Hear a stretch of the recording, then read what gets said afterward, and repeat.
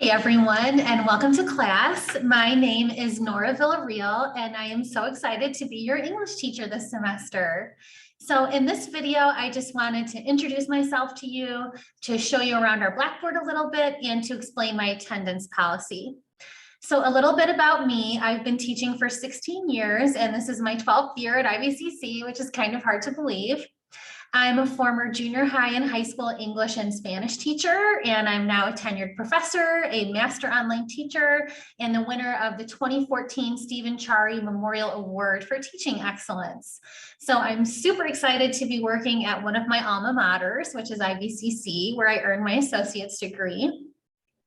I also have my BA in English from Illinois State University and a master's degree in English specializing in literature and film from Northern Illinois University. So I live locally with my husband, my 2 kids, our dog, and our collection of cars and motorcycles. And you can feel free to call me Nora, you can call me Ms. or Professor Villarreal, o si hablas español, puedes decir Villarreal. And this semester, I'm going to ask in advance for your understanding that I am a working professional parent with 2 unvaccinated young children at home. So my schedule might be a little bit unpredictable during the pandemic if their schools were to close or if they were exposed to the coronavirus. So rest assured, I will be very clear and proactive about communicating any changes to you right away. I don't anticipate them happening, but if they were to happen, I'll make sure to let you know right away. I am one of those techie teachers who's sort of always online, so you can expect clear communication from me. And now that you know a bit about me, let's take a look at our Blackboard together. So once you get logged into our Blackboard, you're going to see an announcement right off the bat. And if you haven't read that really carefully, I'll encourage you to do so. And you should do that every time you log into our class. That Blackboard will be kind of your first stop to check in on what's happening with our class. The next content area over here in the menu is titled Important Documents. And here you're going to find all those documents that you're going to need to refer to sort of over and over again throughout the semester. So you can see here we have our syllabus and course calendar. There's an invitation to my student drop-in hours or my office hours, and then some other documents and links to files that I think you'll find helpful this semester. So if you ever misplace your syllabus or you can't remember what you need to do for class tonight or during the day, come on over to Important Documents and you can always access our syllabus there. The next area I wanted to introduce you to really quickly is the learning modules area. And again, you'll have plenty of time to take a look at this more closely. But I just wanted to point out, let me put this in student view so you'll see it in the view that you would see it, what it looks like. And I'll head back to that learning modules area. Here we are. So right now, the only folder available to you is the orientation folder. And that's going to cover everything from August 18th to 24th. And you'll have every assignment for that unit within that folder. So I try to keep things very easily organized and easy to find. And again, if you're not sure about due dates and you didn't have that syllabus in front of you, you could just look at the overview for each unit. And that's going to, again, sort of list the readings and the due dates and maybe give other reminders that might be important to you. We also have our discussion board area where you can ask a Q&A. We'll do some introductions coming up this next couple weeks, and also a participation chat. So I'll be talking about that momentarily. So during the first week or so of class, take a few minutes to explore our Blackboard, because I think that's going to be the best way to get comfortable in class right away, is just to take a couple minutes and poke around. If you do have any questions about anything that you see in Blackboard or anything that you need me to explain a little bit further, just let me know. Tonight's just a really brief overview to kind of familiarize you with the organization of it. And of course, all throughout the semester, I'll be talking about Blackboard. So if you're feeling a little overwhelmed right now, no worries. Okay, the next thing I wanted to talk about was my attendance policy for the semester. So I did open up the syllabus for this class. I'll ask you guys to read this very carefully on your own. We'll go over it in class on the first day, but make sure that you do take some time to read through it very carefully and let me know of any questions that you have or anything that I can make more clear for you, please. So do notice my student drop-in hours are Tuesdays and Thursdays 11 to 1 and Wednesdays 5 to 6. I'm also going to keep my Zoom room open Tuesdays from 11 to 12, and that's on my office hours invitation on Blackboard. So if you'd prefer to drop in that way, that would be great. So I'm just going to scroll past kind of some of these nuts and bolts things, past the required texts and materials. We will talk about that in class next week. To really focus on the attendance policy, because this is the most important thing that I wanted to communicate to you folks tonight.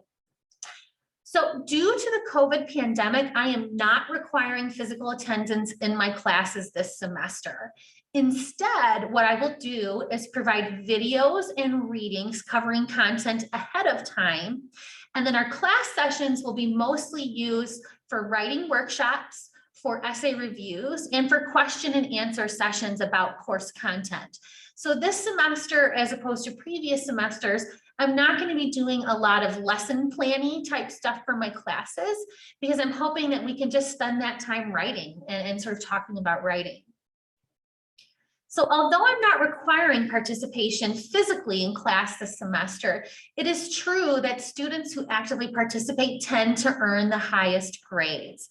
So I do urge you to participate in class each week, and I've offered you several ways that you can demonstrate that participation. The first one you see here is just to simply attend class on campus during our meeting time. So if that works for you and you're comfortable doing that, don't forget to wear a mask and head to class at our meeting time. The next option would be to attend class during our meeting time, but instead of coming physically to campus, instead of coming physically to campus, you can attend on Zoom, okay? That way you're still getting all the same things that we're talking about in class, but you don't necessarily have to be here in person. So you might Zoom in from your home, you might choose another space on campus, like maybe you walk in one day and you're like, no, this is a little too crowded for me. Or for whatever reason, you don't feel like coming in that day, there are many other spaces on campus where you could sit and Zoom in and participate that way. You are also not required to turn your camera on for my Zoom classes. I'm not interested in invading your space if you don't want me to. But you can definitely use the chat box and the reaction emojis. That's a fabulous way to participate. That works. If you're not able or for any reason just don't attend class, either on Zoom or in person, another way to show me that you're active in class would be to use our discussion board. So you might remember a moment ago, I showed you that participation chat down there at the bottom of the discussion board. This is where you can come to post an initial post of about 250 words, about one page, or maybe 2 replies of about 100 words. So again, you can still be part of the conversation. You're still part of the class, right? You're still actively participating, but maybe instead of doing it synchronously at the same time with us in class, you're doing it asynchronously on your own time that week. That's great. One more way I thought that would work to demonstrate participation is just to submit your work. So if we have an essay due that week and you submitted your essay that week, as far as I'm concerned, you have participated that week, okay? So each of you know yourselves really the best, right? You know the best way that you learn. You probably know what you need and want in your experience in the classroom this semester. So I hope that that flexible attendance policy is good news for you. And I also want to emphasize that you don't have to pick one and stick to it all semester. So you might come in person one week, you might Zoom in one week, you might do the discussion board another week. It's entirely up to you. I anticipate that most students will find what works for them and sort of stick with that all semester, but it's certainly not required. It's going to be completely up to you. Now, I did want to emphasize that the reason I'm using this flexible attendance policy this semester is in the interest of safety. So from the moment I became a professional teacher in 2005, my first #1 concern was to create a safe space for my students in their classrooms. So whether that meant attending workshops about school safety and school shootings, whether that meant learning about LGBTQIA issues, whatever that meant for me, my first goal was always to make sure that my learning environment is a comfortable and welcoming space for my students and somewhere where they can be safe. And I think this semester in particular, that idea of safety is important, of course, in the context of the coronavirus pandemic that we are all currently living through.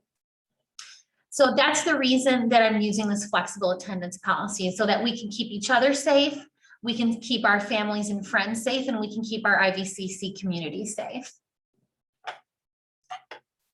I do have a note here that at least once during each unit, I will hold a peer review or an essay review session. And for that, I would urge you to attend in person in order to earn full credit. So those are marked really clearly on the course calendar, and you can let me know which type of group you prefer for that activity. And that way, hopefully we just get a really big, nice group of reviewers to go over each other's work. So when I don't want you to attend class is if you know you've been exposed to the coronavirus or tested positive for it, or if you're experiencing any symptoms of illness at all. We would all prefer that you just don't come to class. But again, the good news is I'm offering several ways for you to still stay active in the course if you need to stay home for a while. I did also want to let everyone know that IVCC is offering rapid, free, saliva-based COVID testing on campus this semester, which is a really new and kind of exciting way to think about slowing the spread of the virus. So I would urge you to consider getting tested frequently, especially if you are not vaccinated, in order to slow the spread of the virus.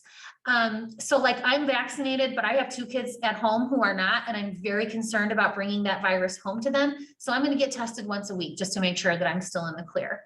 The last thing I'll say about attendance is to urge you to stay in touch with me about any difficulties you experience participating in this course. My goal is to help you achieve your goals, okay? I succeed when you succeed, and I'm here to support your individual path to success. But if you become inactive in the course, if you disappear and you have not participated for a few weeks in a row, or maybe even several weeks in a row, that's when a student runs that risk of being withdrawn from the course, getting dropped from the course, in other words, or of actually failing the course if it's past the withdrawal date. So I'm here to support you, but please do stay in touch with me, because if I don't hear from you, then there are some consequences to that as far as your transcript and your grades. If you have any questions or suggestions for my attendance policy, please do let me know. It's new, so I'm happy to take feedback. Okay, the last couple of things I'll mention here are the masking policy and the intellectual property policy. So as you're probably all aware, the governor has mandated that all students and everyone on campus wear masks in the college and in the classroom. So I will ask you to wear a proper mask, not a gator or one of those like fake masks, that covers your nose and mouth at all times when you are in my classroom. And I thank you ahead of time for your cooperation with that. Anyone who wants an exception to wearing a mask needs to get that approval from Vice President for Student Services, Mark Grozbowski, and he takes those on a case-by-case basis. It is true that anyone who refuses to wear a mask would not be allowed to stay in class, and that does constitute a code of conduct violation, and it could lead to further consequences. Again, I definitely don't anticipate any issues with that, but I just want to make it very clear to everyone. When we're in the classroom, we do want to strive to maintain at least 3 feet between students, and preferably 6 feet if we are able to, again, in order just to keep our space as safe as we can. If at any time we don't feel safe in the classroom, or if I, as the instructor, determine that the classroom is not a safe learning environment because we're not able to keep social distance, at that time, I might institute an attendance rotation or just switch us to an entirely virtual course. Again, I do not plan on doing that. I do not anticipate on that happening. But if I've learned anything from the past year, it's that, planning for every eventuality is a good thing. So just in case, let's keep that in mind. Okay, last little tidbit here. I don't think that any of my lectures will be, sort of exciting enough that you would want to record them. But just so you're aware, I will not be recording the live streams of our classes. Okay, so during that class time, I'll be live streaming, but those are not going to be recorded and they're not going to be distributed. And students are prohibited from recording or distributing that live stream. Again, I don't think anyone will, but just in case. Anyone who needs to record during class, for an accommodation is certainly welcome to do so. And they can obtain that accommodation from the Center for Neurodiversity and Accessibility. Ms. Tina Hardy works down there and she's fabulous and can get you all set up. So that's all I really wanted to talk about with you tonight. I'm recording this at about 9 p.m. So that's why I keep referring to it as being nighttime. Just to make sure that you feel really confident and comfortable in the course and that you understand all the different ways that you can participate in order to help you have a really successful semester. So again, if you have any questions at all, I'm very happy to answer them. You can reach me at nora_villarreal@ivcc.edu, and you can find that address in the syllabus and several places throughout our Blackboard. And other than that, I will just say thank you for listening. I look forward to interacting with you, however you choose to interact this semester. And I think we'll have a great semester. So stay in touch and have a great day. Bye-bye.